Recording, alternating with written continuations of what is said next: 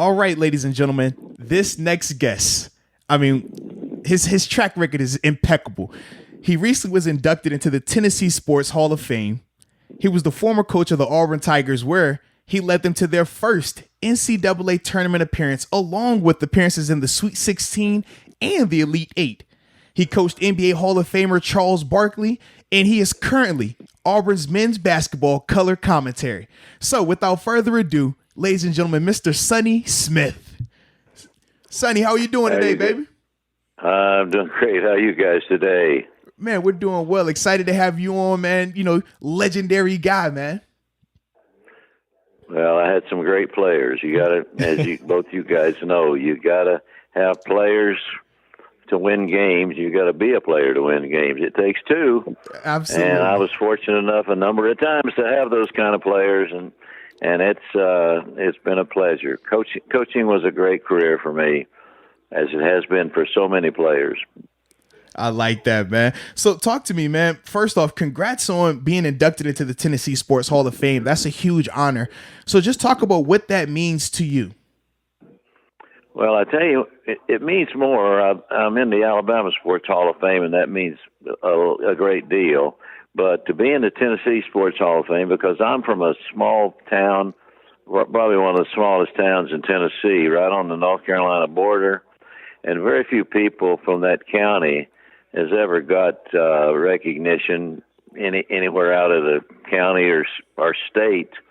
And for the people in Roan Mountain to recognize that, and my brother who lives there now, all of them to see that type of thing happen in their state and in our county there, it made me really proud. It might sound crazy to say that, but I always wanted Roan Mountain to be known, and Roan Mountain's about the size of my thumb. Now, I was reading, you mentioned growing up in Roan Mountain, very small town. You didn't have a lot growing up, but, you know, your parents made ends meet. Your quote that I read was that you always wanted to be somebody when you grew up. Where did that come from? Did you find inspiration looking up to someone? Was there some type of moment in time as you were growing up in Roan Mountain where you were like, I want to be somebody? The radio. Listening to sports on the radio. Really? It made me think, this is what I want to be involved in. This is what I wanted to do. And then a gentleman that had been in the service, like it's been so long ago I can't remember, he would gather us together and he would talk about, let's put a team together here and go play people and give some of you a chance maybe to get a scholarship or to go to college. And we didn't have a lot of people going to college back in that. We didn't have a lot of people, much less a lot going to college.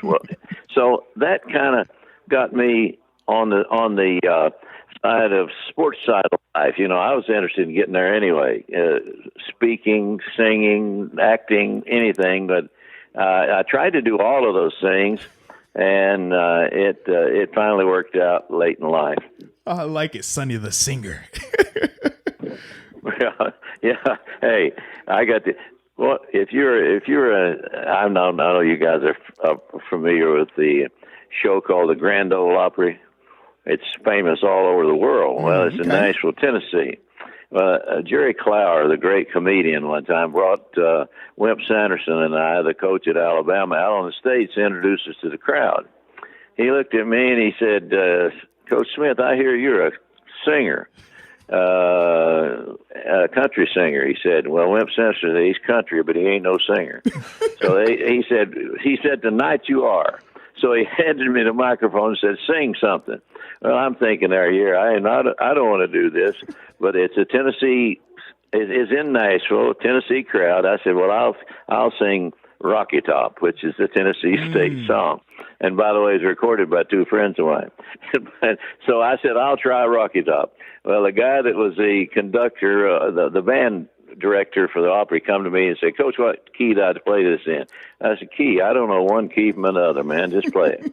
He played it, and it was so high, I guarantee an opera singer couldn't have reached it. So I quit right in the middle of it.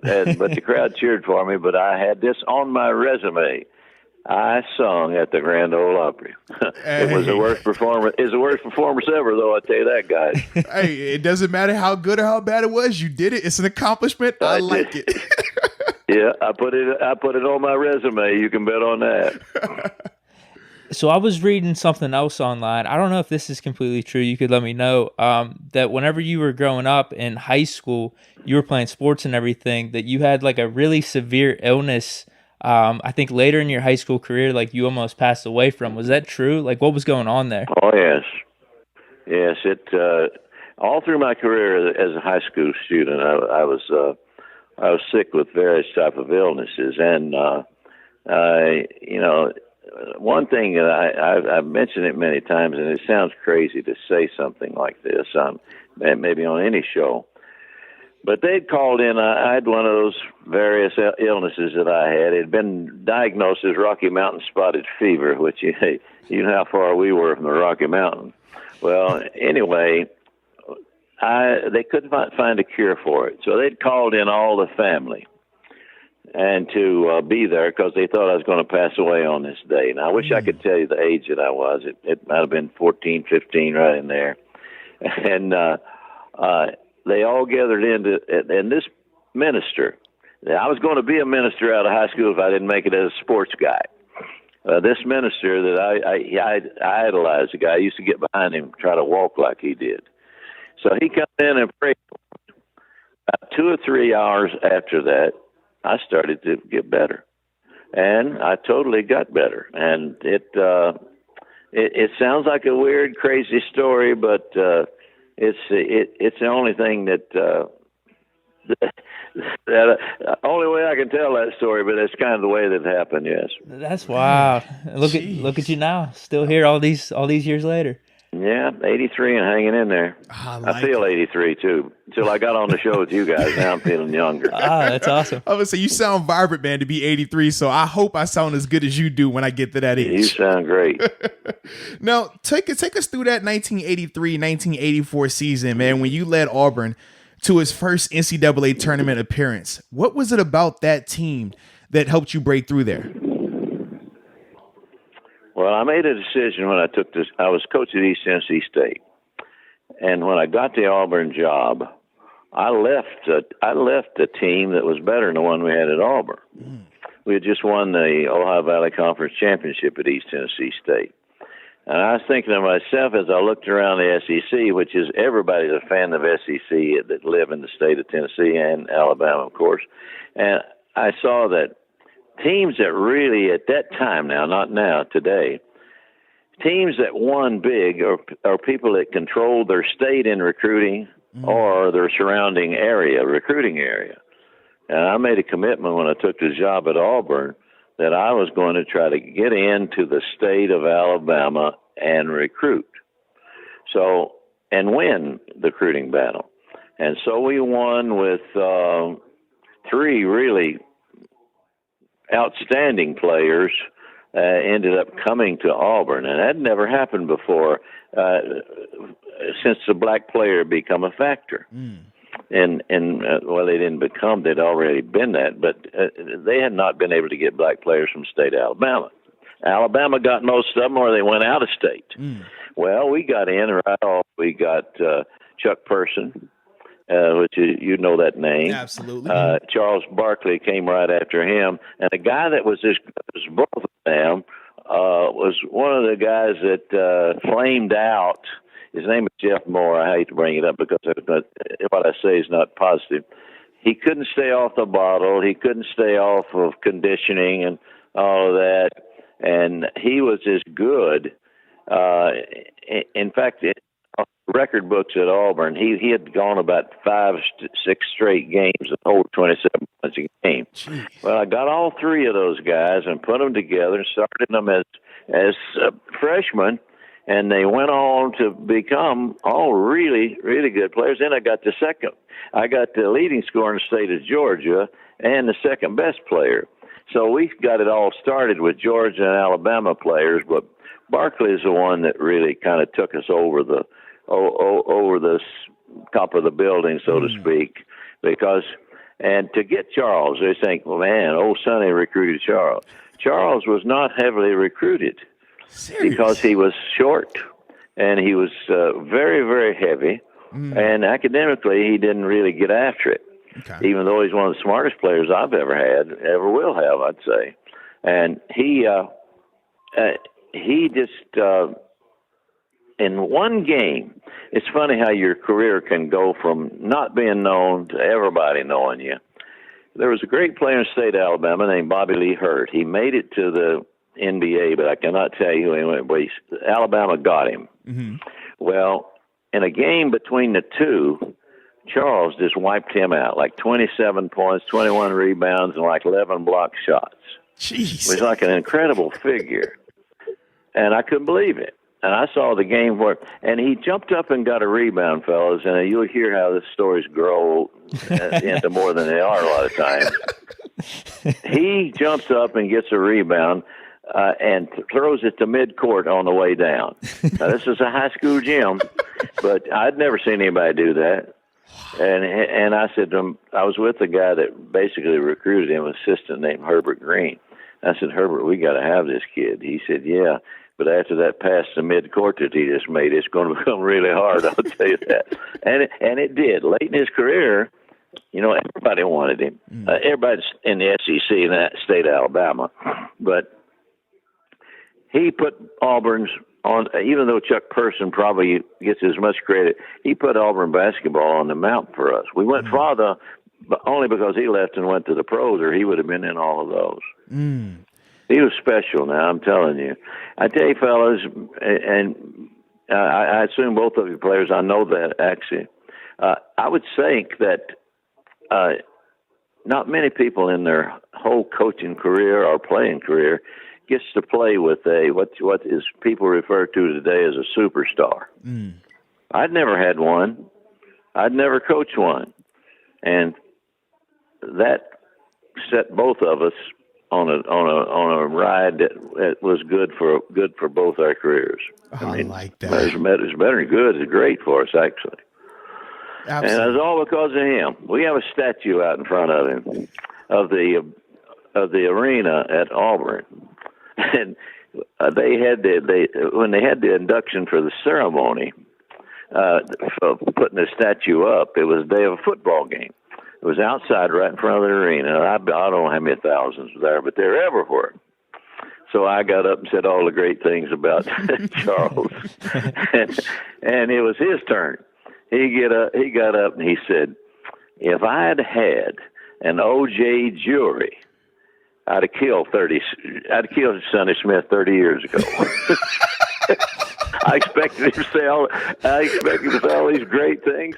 He said, if I had an O.J. jury, I'd have killed Sonny 30 years ago, because I'd been so hard on him. And I was one of those old school kind of guys. I coached everybody the same and him a little harder because he was better. And I found out later on, and to watch the great coaches of today, I found out that ain't the way you do it.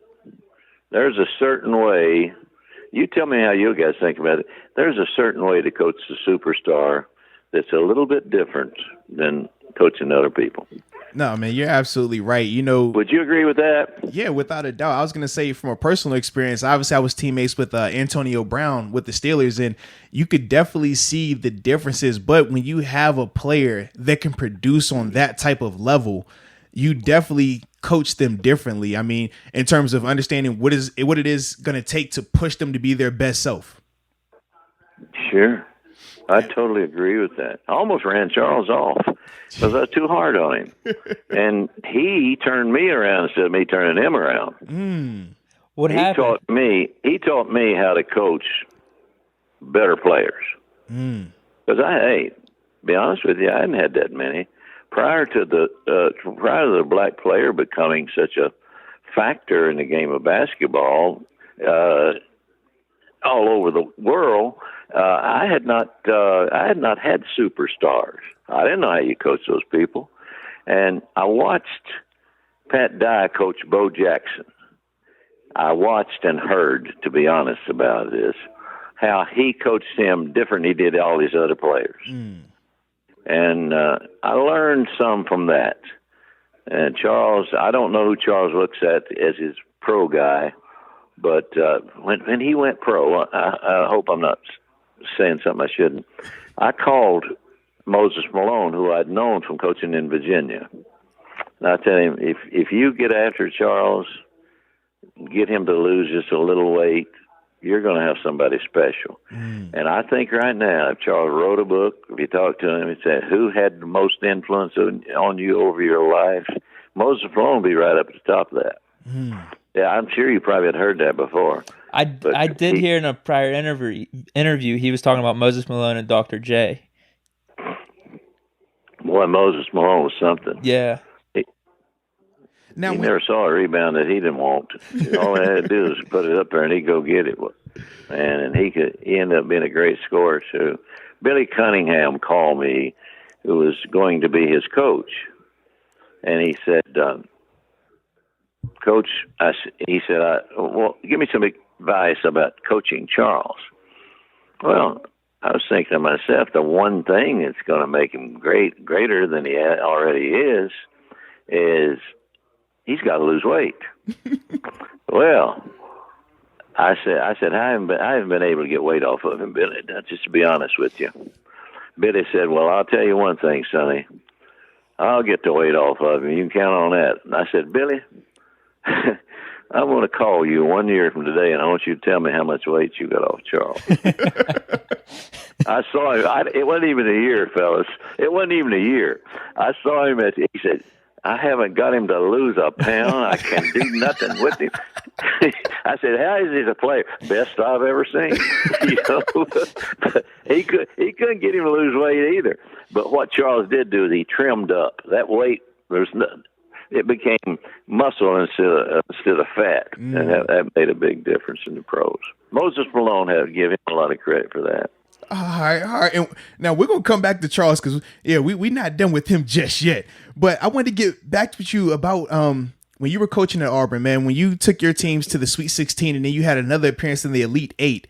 Just talk a little bit about advancing in March Madness, man, what it's like, because obviously as fans, we watch it and we see the excitement around it. But we it's different as a coach, I feel like.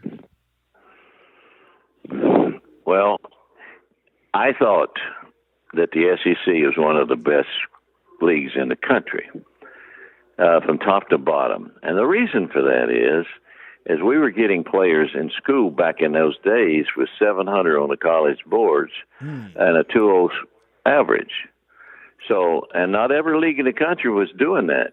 We started getting some of those players, and all of a sudden it just blossomed into a league that was good. So everybody was recruiting on your potential to go to the NBA, which had not been a case in the past. It had been some of a case. Well, we tried to get players that wanted to go to the pros and that were willing to play together with people that would get to the pros. And we felt like we had to do the recruiting from inside out, which meant we start in the state of Alabama and go around from Georgia to Florida and places like this that surrounded that and the recruiting area, and we became really successful at that. And that's how we got that team together to go to all those NCAA. I'll give you a good example of how luck plays a part in that. I needed a point guard really bad. Coach Pat Dye had taken a football job at Auburn, same time that I came in here.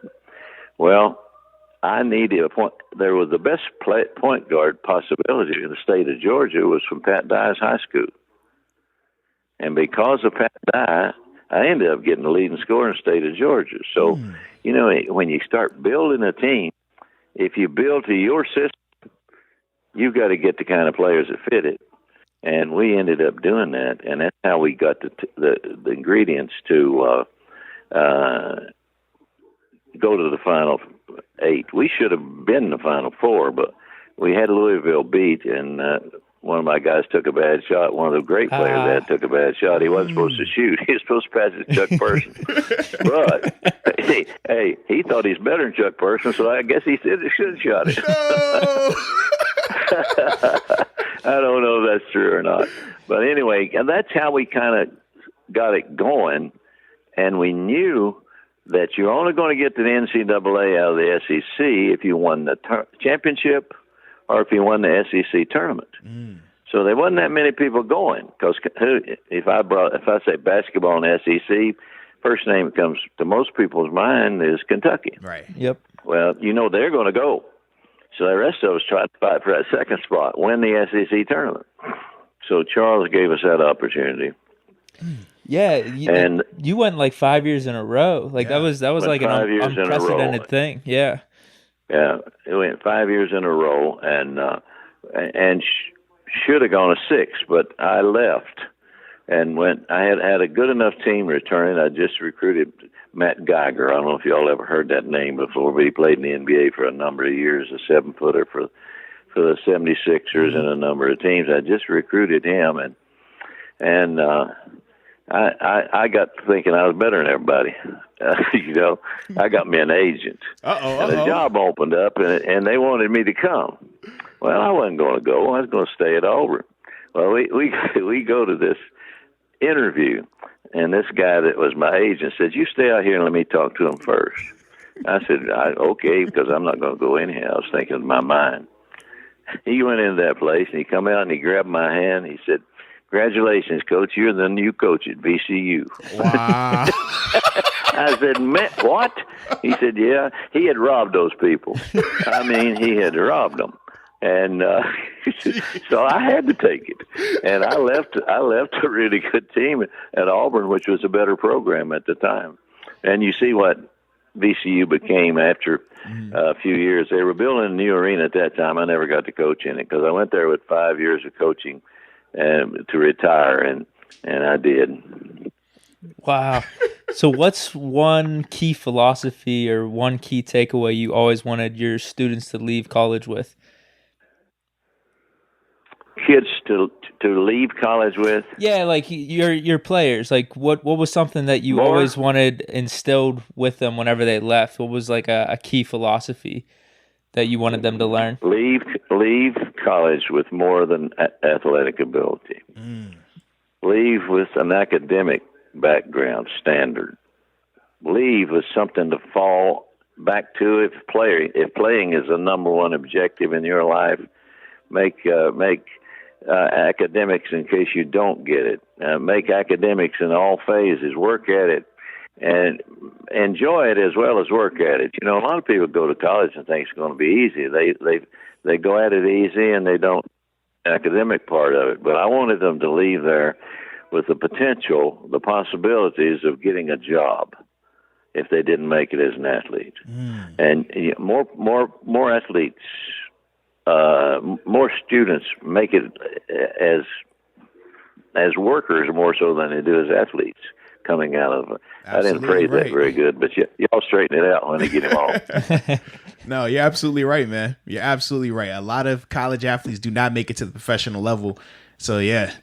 No, and even when you do make it to the professional level, though, there's no guarantees how long you're going to be in these certain leagues. So it's always good to be well-rounded and try to figure out like what you can do outside of being just an athlete, because a lot of times you can just label yourself and put yourself in a hole for whenever you do leave that respective sport. So no, I think that's great advice. Oh, that's very well put. I was talking to Jerry West. Ended up being a friend because he come work in my camp and I worked in his for years. He kept telling me all the time when I left Cabin Creek, I didn't have academics on my mind. He said a player on his team named Willie Akers. He said, Willie told me, he said, "Jerry, you're the best player in whatever league they were playing in back in West Virginia at the time." He said, "Jerry, you're going to be the best in the country, but you better get you an education." And of course he did. And the story's already been told as far as Jerry West is concerned. But I think coaches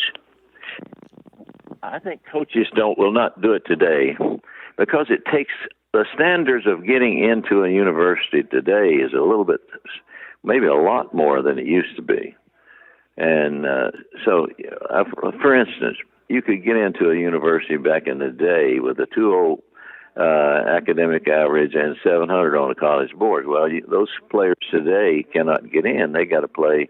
They got to play in a junior college, or they got to play in some other situation other than that. So it's tougher out there now, and players have got to have that education. And I think they're working at it harder too. Yeah, I think they are as well, man. I think that now it's a lot more awareness around the educational element of it, which is huge going forward. So, oh, sure. Yeah, so now talking back about Charles Barkley, the NBA Hall of Famer. I mean, what were some of the challenges that you faced coaching him on the day-to-day basis while he was at Auburn? I would think the number one thing was getting him in condition, because he thought he could do all those things without being in condition. It was not a factor to him at all, and he couldn't understand why his coaches thought that. He knew he was the best player on the team, and he thought he could do that at any size. Well, and the old school approach is years ago was to coach them, everybody kind of the same. Be tough on them. Don't coach them individually. Well, he was one of those guys that needed to be coached individually. And like, for instance, I've told him many times, I said, Charles, instead of me zeroing in on you, if I had turned my head, we'd both been better. But I wouldn't. I'd run him, try to make him throw up, that type of thing to lose weight. And it wasn't like a discipline thing. To this day, he didn't think he needed to. I mean, he might, to this day he might, but back in those days, he did not think that was a factor. And as I look back on it, I spent too much time on that. We taught him a lot of things, and he taught us a lot of things. But I spent too much time on emphasis of conditioning and losing weight. And I would grant you today, if you talk to people from years ago, they'd say Sonny didn't work him hard. He couldn't get the weight off of him. But that's the farthest thing from the truth. I worked him too hard. And but now is the day. You guys know more about that, because I've been out of coaching for many years. You coach players are different. You coach them individually on their needs and fitting them into how they're going to make your system better and them better. And that wasn't the way we did it back in the day, that old school approach. And the old school approach is not as good as what they do today. I don't know if you all would agree with that or not.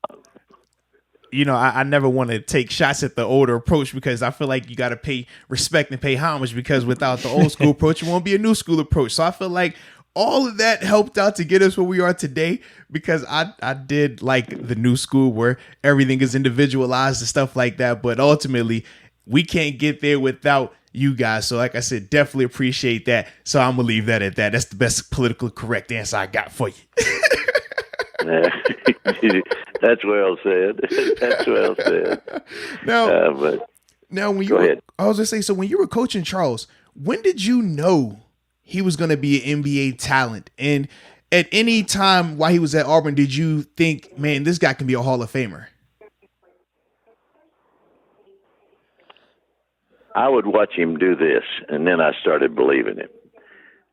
We would play a great team in the SEC, and he totally would destroy their best player.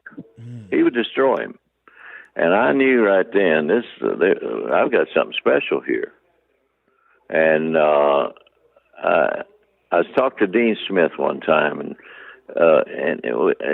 some people have said things like Dean Smith and Sonny Smith are the only two coaches living or dead that could hold Michael Jordan and Charles Barkley to 17 points a game. But we both did. If you look at it, that's what they averaged. Well, but I knew how he would. Sam Bowie, for instance. Sam Bowie was a great player, and he would just destroy Sam. And Sam was Kenny Walker. a great player. You dropping some he names. You were jump dropping out some of the building. names. Yes. Kenny said one time I was the only coach that recruited him and didn't get him and bought the uniforms for the high school team. I don't know if you caught that or not, but it wasn't true. But I told Kenny one time, I said, Kenny, how could you go to Kentucky? I bought the uniforms that you played in high school. He was a great player. But Charles, the better the player, the better he would play. Mm-hmm. We lost the NCAA game to Richmond, the first time Auburn had ever been. Charles didn't think Richmond could play. They had a guy named Johnny Newman, who was a good player, played in the NBA for a number of years, but he didn't respect those people. Well, he looks up there at the half, and we're down about 18 or 19 points. I don't know the exact number. He comes to the huddle, coming out of the timeout, says, get me the ball. Well, we get him the ball for that half. He destroys Richmond, and we lose it on the last second shot. But we were better than Richmond. But we didn't respect Richmond as a way that we need to with Charles. But if their center is named Fly, and he's about that same size, and Charles didn't respect him. Well, in the second half, he respected him. It was incredible. But we lost, and that really hurt Charles because we lost in the finals of the SEC tournament, and we lost our first round game in the NCAA for the first time ever to Richmond. And that's kind of haunted all of us a little bit over the years. Kenny Walker beat us on the last second shot. That was a 5-12 matchup as well. Yes, it was. We lost to the Final Four team, I think, 4 of those 5 years. Now, it seems like looking from afar, you and Charles have a good relationship to this day. What do you attribute that to? I know you were talking about button heads here and there whenever he was in college, but can you speak on that relationship that you have with Barkley right now? Or through the years at least? I think he saw what we were trying to do by being involved in television, radio, and observing the TV show that he has with Kenny and Shaq, seeing the way that coaches coach today, and I think he realized that at that time we were trying to do the right thing to get where we wanted to go, and I think he realized that. It took him later in life to do that, but we have a great relationship. My wife and my daughter probably have more to do with him coming to Auburn than anybody except when he came on a visit to Auburn. He spent most of his time at our home with Jan. He wanted to know my family, and my daughter Sherry. They're both still very close friends, and he liked that family thing, and it was and I think that helped our relationship. But he's one of the smartest people that I've been around, and he can make himself sound incredibly intelligent, and he also can do it the other way if he wants to be funny, and he can really be funny. He can really be funny. I've always found the stuff that he's got to say interesting. He always brings something to the table and has some good perspective, in my opinion. I agree with that. He does bring something on every subject. Yeah. It's not like it's just, he just said that. Well, he didn't say that. It seemed to me like it's a well thought out thing. Where it is or not, that's the way it seems to me. Yeah. Now, you've talked about it a couple of times throughout this interview with Barkley being opinionated and how sometimes you guys would bump heads. How were you able to maneuver through those situations as a coach and authoritative figure, but keep you and him focused on the same goal of being successful? We had a lot of meetings, and the best meeting we had was, he'd just get fired up in practice, and he'd beat everybody to death. One day we were having a practice, and he had this little old guy that was starting for us, and I had to have him. And we was running a defensive drill, and Charles was trying to kill him, I thought. I said, Charles, if you hit him one more time, I'm going to hit you. Well, I'm praying that the guy he doesn't get a chance to hit it. Next time he floored him again. I ran at him. I hit him in the chest with a fist, and he looked at me and he just backed off a couple steps and he said, "Coach, don't hit me anymore." And I didn't. And we both remember that as a time back in the day. That it sounds a little more difficult than it was, but he in a timeout, you might think he wasn't listening, but he'd know exactly what you're going to do coming out of the timeout. It was the thing that Barkley helped Barkley a lot. The coaches that he played for, figuring these things out and using them to their advantage, the team's advantage. I can't go on and tell you the coaches he liked the best, but but he learned from every one of them. Now, this is, I guess, going off of Barkley here. What is something, looking back on your life, going back to maybe when you were in your 20s or 30s? The reason I ask is because me and Moats are both in our 20s and 30s. What is something you felt like you got right in your 20s and 30s, and what's something you felt like you got wrong looking back? I think the one thing more than anything else was I learned as I went along that you don't treat everybody the same. You don't work everybody the same. You don't jump everybody the same. You don't praise everybody the same. You work out what makes things go between you and that individual. And you work those things out first, and then you try to work them into a team factor. And when you do that, you're going to be successful.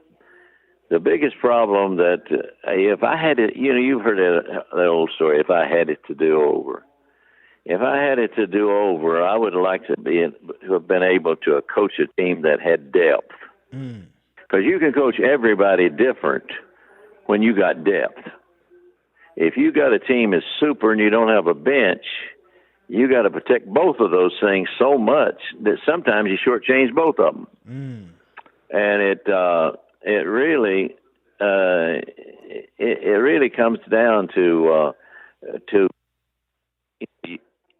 getting players that fit your philosophy, and if they don't fit, either you adjust to them instead of making them adjust to you. Does that make any sense? That's I was one of those old my way or the highway type guys, but my highway was a rock road sometime, And I would say that knowing those things now, it helped me a lot. Coaching made me think of those things more. Is there anything you got right? Because I know you're kind of looking back and saying, if I would have done this or I would have done that differently, but is there anything, and not just even basketball, just maybe in life, maybe something where you were at a crossroads, you made a decision, just maybe some type of philosophy that you felt like, this really helped me throughout life? I think that the one thing I got wrong was I wasn't patient enough. Like I said, I'm going to go build this program into a consistent, steady win. I think I was always looking for the next best thing or the next challenge. And you can say, I wanted to accept that challenge. I think sometimes that's the wrong thing to accept. Accept what you got and make it be a big thing. And then your challenge will be that all the time. But coaching taught me a lot about life. Thing about coaching that's so tough is if you're a family man, you got to make a commitment to the amount of hours that you're going to be away coaching athletes, as opposed to for family time. And you got to make family time be a big, big factor. I used to say this, and I don't know it's totally accurate, but I average over 200 nights a year on the road. And if you don't take care of your home, if you don't take care of your family, your whatever the challenge is, and what goals you're trying to achieve, you're not going to make it. It's not just coaching them. It's not just winning with them. I give you something. I've never tell one story real quick. Okay. I had a guy who wasn't playing a lick,